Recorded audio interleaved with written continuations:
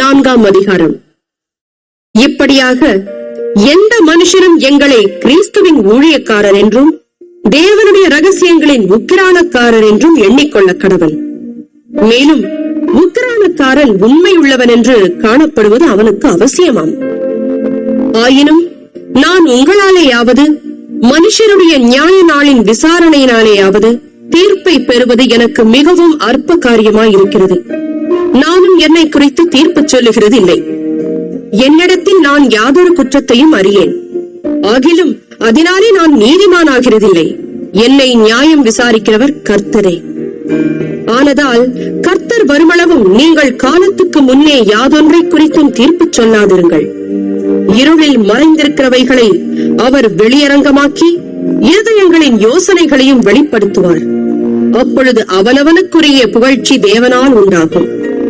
சகோதரரே, எழுதப்பட்டதற்கு மிஞ்சி எண்ண வேண்டாம் என்று நீங்கள் எங்களாலே கற்றுக்கொள்ளவும், ஒருவனும் ஒருவன் நிமித்தம் மற்றொருவனுக்கு விரோதமாய் இருமாப்படையாதிருக்கவும் நான் உங்கள் நிமித்தம் என்னையும் அப்போலோவையும் திருஷ்டாந்தமாக வைத்து இவைகளை எழுதினேன். அன்றியும் உன்னை விசேஷித்தவனாகும்படி செய்கிறவர் யார்? உனக்கு உண்டாயிருக்கிறவைகளில் நீ பெற்றுக்கொள்ளாதது யாது? நீ பெற்றுக்கொண்டவனானால் பெற்றுக்கொள்ளாதவன் போல் ஏன் மேன்மை பாராட்டுகிறாய்?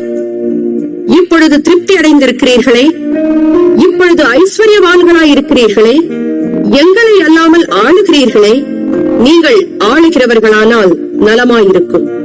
அப்பொழுது உங்களுடனே கூட நாங்களும் ஆளுவோமே. எங்களுக்கு தோன்றுகிறபடி தேவன் அப்போஸ்தலர்களாகிய எங்களை மரணத்துக்கு குறிக்கப்பட்டவர்கள் போல கடைசியானவர்களாய் காணப்பட பண்ணினார்.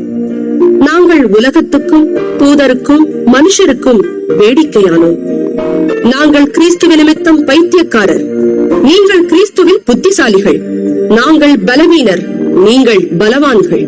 நீங்கள் கனவான்கள், நாங்கள் கனவீனர். இந்நேரம் வரைக்கும் பசியுள்ளவர்களும் தாகம் உள்ளவர்களும் நிர்வாணிகளும் குட்டுண்டவர்களும் தங்க இடமில்லாதவர்களுமாய் இருக்கிறோம். எங்கள் கைகளினாலே வேலை செய்து பாடுபடுகிறோம். வையப்பட்டு ஆசீர்வதிக்கிறோம். துன்பப்பட்டு சகிக்கிறோம். தூஷிக்கப்பட்டு வேண்டிக் கொள்ளுகிறோம். இந்நாள் வரைக்கும் உலகத்தின் குப்பையைப் போலவும் எல்லாரும் துடைத்து போடுகிற அழுக்கை போலவும் ஆனோம். உங்களை வெட்கப்படுத்தும்படிக்கு நான் இவைகளை எழுதவில்லை. நீங்கள் எனக்கு பிரியமான பிள்ளைகள் என்று உங்களுக்கு புத்தி சொல்கிறேன். கிறிஸ்துவுக்குள் 10,000 உபாத்தியாயர்கள் உங்களுக்கு இருந்தாலும் தகப்பன்மார் அநேகர் உங்களுக்கு இல்லையே. கிறிஸ்து இயேசுவுக்குள் சுவிசேஷத்தினால் நான் உங்களை பெற்றேன். ஆகையால் என்னை பின்பற்றுகிறவர்கள் ஆகுங்கள் என்று உங்களுக்கு புத்தி சொல்கிறேன். இது நிமித்தமாக எனக்கு பிரியமும் கர்த்தருக்குள் உண்மையும் உள்ள என் குமாரனாகிய தீமோத்தேயுவை உங்களிடத்தில் அனுப்பினேன். நான் எங்கும் எந்த சபையிலும் போதித்து வருகிற பிரகாரம் கிறிஸ்துவுக்குள்ளான என் நடக்கைகளை அவன் உங்களுக்கு ஞாபகப்படுத்துவான். நான் உங்களிடத்திற்கு வருகிறதில்லை என்கிறதாக சிலர் இருமாப்படைந்திருக்கிறார்கள். ஆகிலும் கர்த்தருக்கு சித்தமானால் நான் சீக்கிரமாய் உங்களிடத்திற்கு வந்து இருமாப்படைந்திருக்கிறவர்களுடைய பேச்சை அல்ல, அவர்களுடைய பலத்தையே அறிந்து கொள்வேன். தேவனுடைய ராஜ்யம் பேச்சிலே அல்ல, பலத்திலே உண்டாயிருக்கிறது. உங்களுக்கு என்ன வேண்டும்? நான் பிரம்போடு உங்களிடத்தில் வர வேண்டுமோ, அல்லது அன்போடும் சாந்தமுள்ள ஆவியோடும் வர வேண்டுமோ?